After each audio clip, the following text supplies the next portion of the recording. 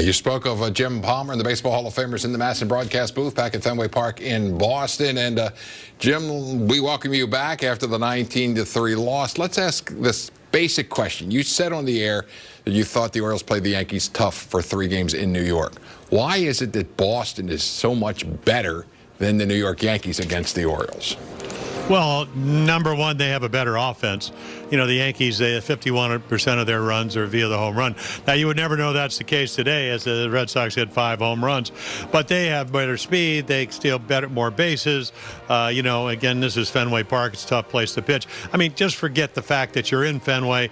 Just the fact you walk out to the mound. And then, you know, the unfortunate thing, what we're seeing when you get into these kind of games. We didn't have a starting pitcher to pitch today, so Ryan Meisinger, his last start was a sophomore at Radford in college, so he's not a starting pitcher. You put him out there, you hope he pitches well. He didn't, you know. And then, I mean, John Means actually, he learned a lesson. You can't pitch in the middle of the plate here, but he hadn't pitched in about almost a month since AAA, and he was called back up because of the injuries to Cashner and Cobb.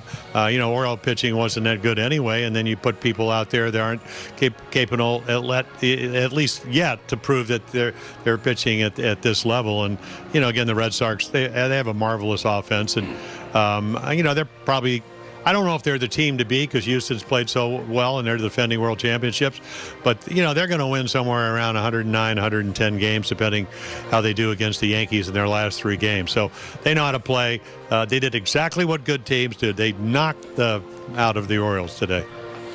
Jimmy, a lot of new names are standing on the mound for the Baltimore Orioles these days. Guys like Rogers, Ramirez, Hess, Means, Meisinger. Is there anybody in your mind that really might have an opportunity to be with this club next year? And I know I didn't mention all of them, but I know you know for sure who the good ones are. Well, you know, again, I don't really know. You know, it's such an opportunity, and you know, we saw Cody Carroll. I mean, he comes over. He pitched well at AAA, but here in the big leagues, he's been exposed. You know, the fastball must be straight. Doesn't have a good breaking ball, so he's getting knocked around. Evan Phillips has some physical problems. You know, we saw him pitch. First time I saw him, I said, well, you know, he's got a pretty good fastball, but no secondary pitches, and then a lot of balls ended up in the middle of the pitch. Josh Rogers actually pitched a couple of good games, but he only throws 90, 91. I don't know how well that'll play. You almost have to be perfect. The average fastball at the major league level is you know, a little bit over 93 miles per hour, which is not the whole story. You know, you caught a lot of guys that, you know, had success. Scotty McGregor towards the end of his career would win 18, 20 games because he could throw balls up and in, and great change-ups and things like that. So again, you know, the lack of talent in this organization, I think it's well known. You know, again, it'll just be very interesting as this rebuild continues. Who's going to do the rebuilding? I mean, that's the big question. You know, you see what you have. Are they good enough to play at this level? Are you good enough to win at this level against teams like the Red Sox today? And obviously, this cast of characters, the answer is no, because they just didn't get the job done today. I mean, they got smoked here, and you know, it's not embarrassing because they're trying their best.